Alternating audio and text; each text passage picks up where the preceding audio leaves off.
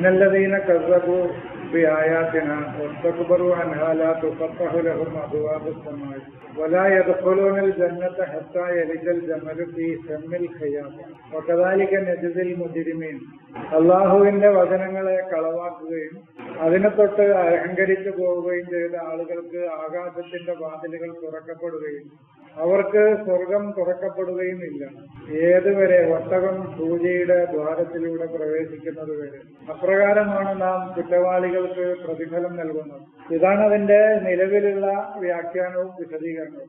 ഇതിന്റെ വൈജ്ഞാനികമായ വായന എന്താണ് എന്നാണ് ചോദ്യം. കുറെ ചോദ്യങ്ങളുണ്ട്, പക്ഷെ എല്ലാം ഇതിലൂടെ പറഞ്ഞാൽ നമ്മുടെ ഈ വിഷയം പറഞ്ഞു തീർക്കാൻ കഴിയും. ഒന്ന് രണ്ടെണ്ണം പറയാം. ഇന്നല്ലദീന കസ്സബൂ ബിആയാതിനാ, എന്റെ വചനങ്ങൾ കേൾക്കാൻ തയ്യാറില്ലാത്ത ആളുകൾ, എന്റെ തെളിവുകൾ, അള്ളാഹുവിന്റെ യാഥാർത്ഥ്യങ്ങൾ വിളിച്ചോതുന്ന തെളിവുകൾ ഈ ലോകത്ത് നിരവധി അനവധിയുണ്ട്. നമ്മുടെ ചുറ്റുപാടുകളിൽ ഒരുപാട് ആയത്തുകളുണ്ട്, തെളിവുകളുണ്ട്. ഈ തെളിവുകളെ ശ്രദ്ധിക്കാനോ കേൾക്കാനോ തയ്യാറില്ലാത്ത ആളുകൾ, അതാണ് മുക്കദ്ദിബ് എന്ന് പറഞ്ഞാൽ. അതാണ് കളവാക്കാന്നല്ല. ഒരാശയത്തെ, ഒരു തെളിവിനെ ശ്രദ്ധാപൂർവം വിലയിരുത്താനോ അതിനെ കേൾക്കാനോ തയ്യാറാകുകയാണ് തക്ദീബ് എന്ന് പറഞ്ഞാൽ. വസ്തക്ബറൂ അൻഹാ, അതിനോട് കിബ്ർ നടിക്കുകയും ചെയ്താൽ, അഹങ്കരിക്കുകയും ചെയ്താൽ, ആ അറിവൊന്നും എനിക്ക് ആവശ്യമില്ല എന്ന ഈ അഹങ്കാരത്തിന്റെ മനസ്സ്, അതായത് നമ്മൾ പറയാറുള്ളത് ഫിറൗനി ചിന്ത എന്ന് പറയുന്നത് അതാണ്. ഇസ്തിക്ബാർ, വസ്തക്ബറ എന്ന് പറയുന്നത് അതാണ്, ഇബ്ലീസി ചിന്ത.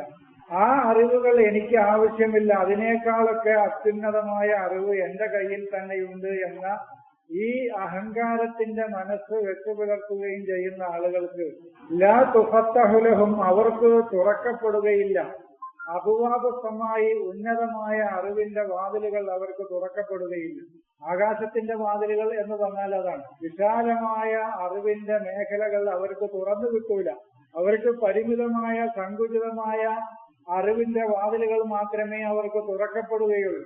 അതാണ് അബ്വാബ് എന്ന് പറഞ്ഞാൽ. വാതിലുകൾ എന്നതുകൊണ്ട് ഉദ്ദേശിക്കുന്നത് അറിവിന്റെ വാതിലുകളാണ്. അപ്പൊ നമ്മള്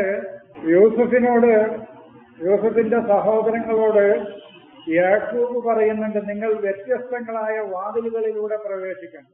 ഖുർആൻ വാതില് എന്ന് പറഞ്ഞാൽ ഈ മെറ്റീരിയലായ വാതിലല്ല എന്നുള്ളത് നമുക്കറിയാം. ഇപ്പോ നിങ്ങൾ വീടുകളുടെ പിറകിലൂടെ വരലിലല്ല പുണ്യം, മറിച്ച് അതിന്റെ വാതിലുകളിലൂടെ നിങ്ങൾ പ്രവേശിക്കുക, അതാണ് പുണ്യം എന്ന് ഖുർആൻ പറയുന്നത്. വലാകിന്നൽ ബിർറ അൻ തഅ്തുൽ ബുയൂത മിൻ അബ്വാബിഹ, അറിവിന്റെ ഭവനങ്ങളിലേക്ക് അതിന്റെ ശരിയായ വാതിലുകളിലൂടെ തന്നെ നിങ്ങൾ പ്രവേശിക്കണം. അപ്പോ അറിവ് വ്യത്യസ്ത വാതിലുകളിൽ നിന്നാണ് നമുക്ക് കിട്ടുക. വിവിധ വാതിലുകളിലൂടെയാണ് അറിവിൽ പ്രവേശിക്കേണ്ടത്. പക്ഷെ ചെന്നെത്തേണ്ടത് ഒറ്റ വാതിലിലേക്കാണ് അവസാനം ചെന്നെത്തേണ്ടത്. അത് ഞാൻ എന്റെ കഴിഞ്ഞ ക്ലാസ്സിൽ പറഞ്ഞു. കലിമാത്തുകളിലൂടെ നാം സഞ്ചരിച്ച് കലിമത്തിലെത്തണം. അൽവാഹുകളിലൂടെ നിരവധി അറിവുകൾ നമുക്ക് തെളിഞ്ഞു കിട്ടും. അതാണ് അൽവാഹ്. സ്ലൈറ്റ് എന്നല്ല, സ്ലൈറ്റ് എന്നോ പലക എന്നോ അല്ല. ലാഹയലൂഹു, നമ്മൾ ശരിക്കും നമ്മൾ പറയുന്നത് ഈ ഖുർആനിന്റെ ഭാഷാപരമായ അർത്ഥാണ് പറയുന്നത്. ലാഹയലൂഹു, ലൗഹ് എന്ന് പറഞ്ഞാൽ നിങ്ങൾ ഡിക്ഷണറി എടുത്ത് നോക്കിയാൽ മതി, ഏത് ഡിക്ഷണറി എടുത്ത് നോക്കിയാലും മതി. ലിസാനുൽ അറബ് മാത്രമാകണമെന്നില്ല, തെളിഞ്ഞു കിട്ടുക എന്നാണ് ലാഹയലൂഹു, ലൗഹ്. നമ്മൾ അതിനെന്ത് ചെയ്യും? സ്ലൈറ്റ് പലകാനാക്കും. അപ്പൊ നമുക്ക് നിരവധി അനവധി അറിവുകൾ തെളിഞ്ഞു കിട്ടും. അപ്പൊ ആ തെളിഞ്ഞു കിട്ടുന്ന അറിവുകളിലൂടെ നമ്മൾ ചെന്നെത്തേണ്ടത് അള്ളാഹുവിന്റെ യഥാർത്ഥമായ അറിവിലേക്കാണ്, ലൗഹം മഹഫൂദിലേക്കാണ് ചെന്നെത്തേണ്ടത്. ലൗഹം മഹഫൂദ് എന്ന് പറഞ്ഞാൽ സംരക്ഷിതം. നമ്മുടെ ബുദ്ധിയിൽ ഒരു അറിവ് കണ്ടെത്തി സംരക്ഷിക്കപ്പെട്ട് കഴിഞ്ഞാൽ അത് ലൗഹം മഹഫൂദാണ്. അല്ലാതെ അള്ളാഹുവിന്റെ സിംഹാസനത്തിന്റെ അടുക്കൽ ഒരു പലകങ്ങനെ വെച്ചിട്ടല്ല. അത് മഹഫൂദായി ആ അറിവ് നമ്മുടെ ബുദ്ധിയിൽ. നമുക്കൊരു അറിവ് അന്വേഷിക്കുകയും കണ്ടെത്തുകയും അത് നമ്മുടെ ബുദ്ധിക്ക് തെളിഞ്ഞു കിട്ടുകയും ചെയ്ത് അത് നമ്മുടെ ചിന്തയിലും ബുദ്ധിയിലും അത് സംരക്ഷിക്കപ്പെട്ട് കഴിഞ്ഞാൽ ആ അറിവിനെയാണ് ലൗഹും മഹഫൂദ് എന്ന് പറയുന്നത്.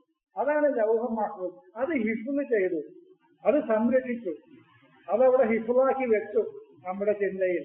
അതാണ് ലൗഹും മഹഫൂദ് എന്ന് പറയുന്നത്.